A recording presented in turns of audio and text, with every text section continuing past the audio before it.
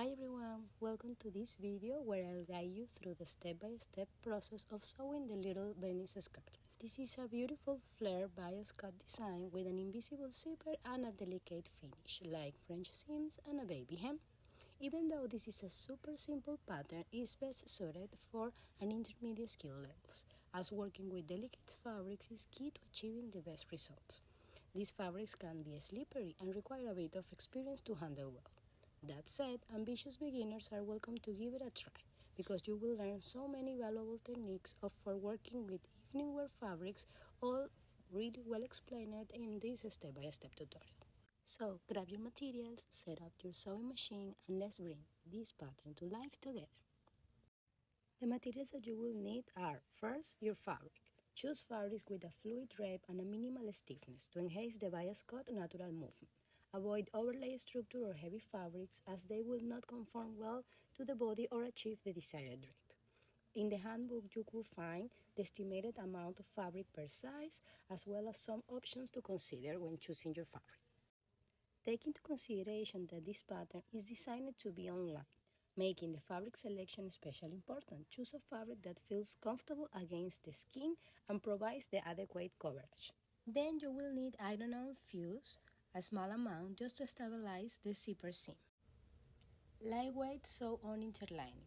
It's recommended for delicate fabrics use sew-on interlining instead of the iron-on fusible. We will use this piece to give it a little bit of a structure to the facing on the waistline. Lightweight hook and eye, preferably size 1 or 2. 8 inches invisible zipper, the color must match the color of your fabric. Sewing thread. Make sure you choose one which color matches the color of your fabric. Use a smaller size needles such as size 8 or 9. You can go with ballpoint needles, the ones that are typically used for knits, because they can also work for delicate woven materials. And finally, the pattern. It comes in US size from 2 to 20, and you will find it linked below in the description box. This pattern has been developed to fit an average of body sizes, but adjustments might be necessary to accommodate individuals' proportions, especially since bias cut garments often cling to the body contours. Also verify if the length of the pattern suits you. You can add or reduce inches to get a longer or shorter length. Just to give you a reference, I'm on the petite side and I reduced the original length of the skirt by 3 inches. Before cutting, iron your fabric with enough steam to pre-shrink it. This is a bias skirt pattern, which means that it requires precise fabric placement to utilize the fabric's natural elasticity along its 45-degree angle. So, to cut your pattern, start by laying your fabric flat and smooth to avoid distortion.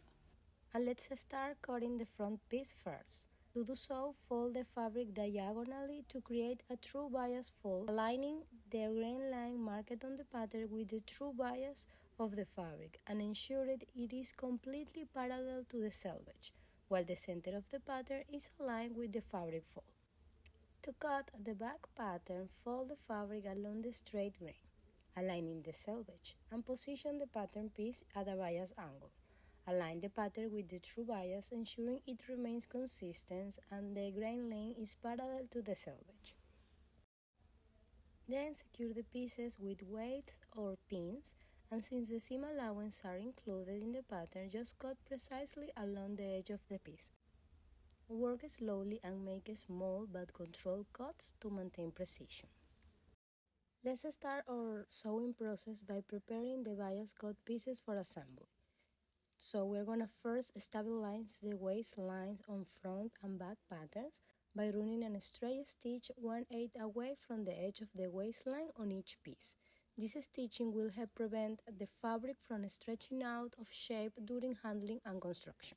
Another area prone to stretch is the zipper seam, so stabilize it by applying a piece of fusible tape along the seam on the back skirt pieces. Cut the tape 1/2 inch wide and 7 3/4 inch long, and then fuse it to the fabric's front side, aligning it with the seam allowance where the zipper will be installed. Now mark a notch 3/4 down from the zipper notch, the one that you will find on the pattern, and half an inch in from the seam line at the zipper opening. This half an inch is the actual width of our seam allowance, but we are going to be using French seam to sew our zipper, so we are going to need to create some kind of transition.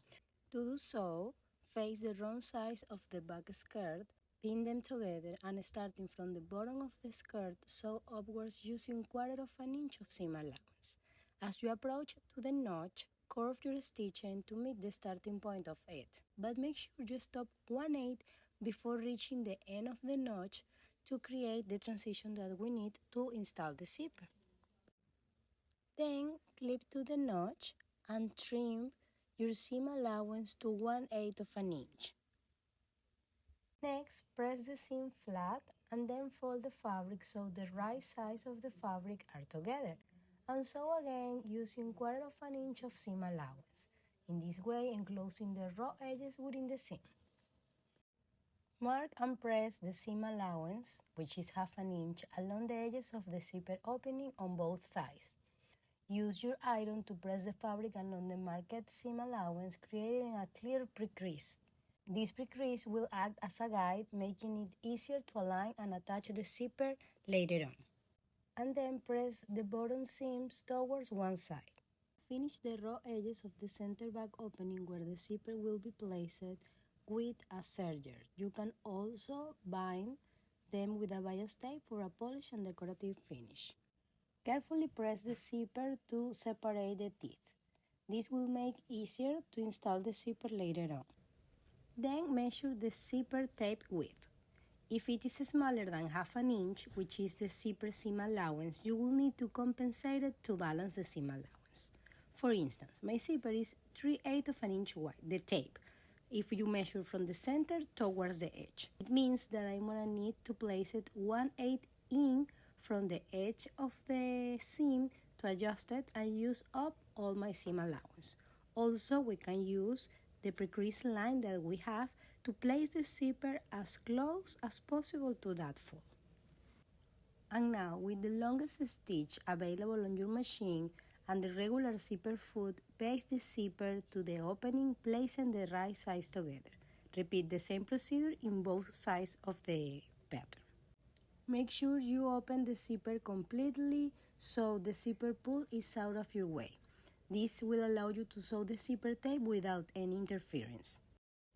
Stop your stitching when you get to the zipper notch. Now verify that the zipper is sitting correctly, ensuring it is aligned with the seam and it's properly centered. Using the invisible zipper foot, sew along the zipper tape to attach it in place. Keep the zipper foot as close to the teeth as possible for a neat finish. Sew until you reach the zipper notch, leaving a small gap or hole between this seam and the French seam that we previously made. And repeat the same step on the other side of the zipper. To close the hole that we just left behind, we need to start sewing from where the French seam ended, exactly from the same point, and sew upwards towards the zipper notch. Make sure your stitches are aligned and continue sewing at least 1/8 of an inch above the zipper notch. This will overlap both stitches and create a smooth transition between the zipper and the French seam. Finally, trim all the threads and press the seam allowance flat for a polished look. At this stage, I will suggest you to baste the front and back skirt pieces together on the side seam using half an inch of seam allowance. This will allow you to check the fit and make any necessary adjustments before fully sewing the skirt. Now sew the side seams using a French seam. Begin with sewing the fabric's wrong sides together using 1/4 of an inch of seam allowance. Then trim the seam allowance down to 1/8 of an inch and clip all the threads. Use your iron to press the seam flat, creating a crisp fold for the next step. Then fold the fabric so the right sides are facing together. You can press it to have more control. Finally, stitch the seam using 1/4 of an inch of seam allowance to encase the raw edges.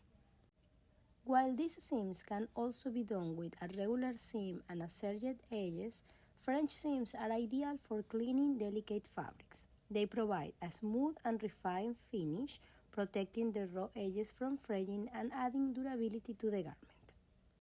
Then press the seams towards the back.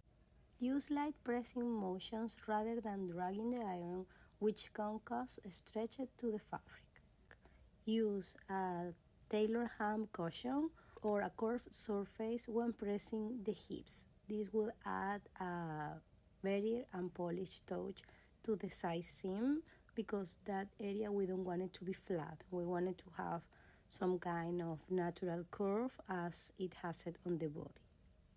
Now add the interlining to the front and back pieces. To do so, place the interlining on the wrong side of the fabric facing, aligning the edges carefully. Pin or baste the layers together and stitch them using 1/8 of an inch of seam allowance. When sewing, avoid back stitching or pivoting the fabric to prevent puckering or distortion. Instead, sew each edge from one side to the other, stopping cleanly at the end of the edge, and repeat this process for all the edges.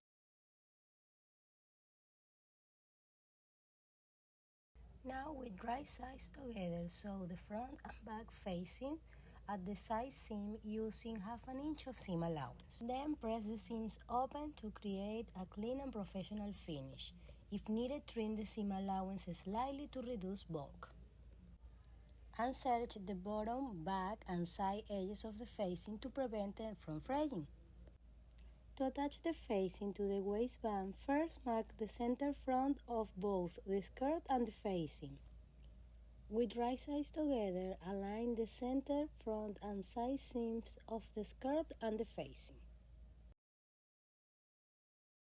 To clean the back opening of the facing into the zipper opening, begin by unfolding the zipper seam. Then shift the facing by moving it 1/8 of an inch from the edge of the zipper.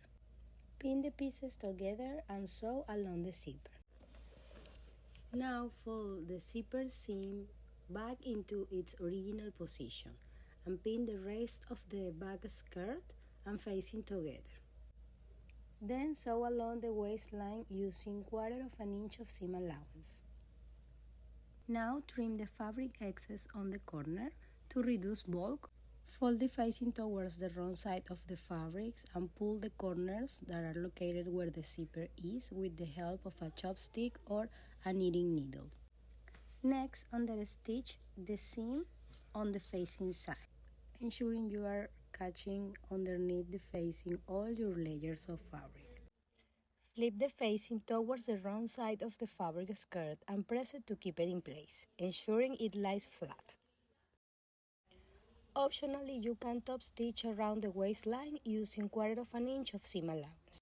To secure the facing, align the side seam of both skirt and facing. Carefully pin them to keep secure and together. And run a stitch in the ditch along the side seam. This will hold the facing in place without visible stitching on the outside of the garment. Before starting the hem, let the skirt hang for 24 hours to allow the fabric to settle. This will prevent the hem from pulling or distorting after it's finished. Begin the baby hem by folding the hemline 1/4 of an inch up. Since the hemline is curved, it might be trickier to fold neatly. So to make this step easier, you can run and stitch as close as possible to the hem edge to guide the fabric into place. For most fabrics, this will be enough to fold the hem up neatly without needing to pull the stitches. Then stitch along the hem edge using 1/8 of an inch of seam allowance from the edge. Then trim the fabric excess as close to the stitch as possible to reduce bulk. Press the area to keep it crisp and neat. Next, fold the hem over the previous fold and stitch it using 1/8 of an inch from the edge to secure it in place, ensuring a clean and neat finish. This creates the classic baby hem, but since this seam allowance is quite narrow, if you find it challenging to work with such a small allowance, you can choose to stitch it using 1/4 of an inch of hem allowance instead. However, just keep in mind that a wider allowance won't be considered a baby hem. Alternatively, you can use a rouleau presser foot on your sewing machine to make the folding process easier. I'll be posting a tutorial about this soon, and I will link it here as well for you to follow in case you would like to try it. We are almost done with our skirt, but we need to sew a hook and eye above the zipper. To do so, we're going to begin by threading the needle with a double thread and waxing the thread for a better performance. To position the hook and eye correctly, we typically follow the industry rule. The hook is placed on the right side of the garment when wearing it, and the eye is placed on the left side. Now, with the wrong side of the fabric facing you, place the hook about 1/8 of an inch no further from the edge of the waistline and the zipper opening. Hold the hook in place by taking a couple of stitches under the hook. And make sure your stitches are not visible on the right side of the garment. And now let's start attaching the hook and eye using a locking stitch. Start by inserting the needle through the eyelet, and just before tying the loop, pass the needle through the loop again and pull the thread to tighten. Repeat the same procedure on the eye. Place it 1/8 of an inch away from the edges and use locking stitch to secure it in place. Trim any loose threads and test the closure to confirm it lies flat when fastened and it fits snuggle and keeps the waistband aligned. Make sure the hook and eye are located just above where the zipper puller sits when the zipper is fully closed. Finally, give your skirt an overall press to smooth out any wrinkles and set the hems and seam allowance in place. And with that, we have reached the end of the sewing tutorial for the little Venice skirt. I hope you enjoyed this journey and had a wonderful time bringing this pattern to life. Thank you so much for watching, and I will see you again pretty soon.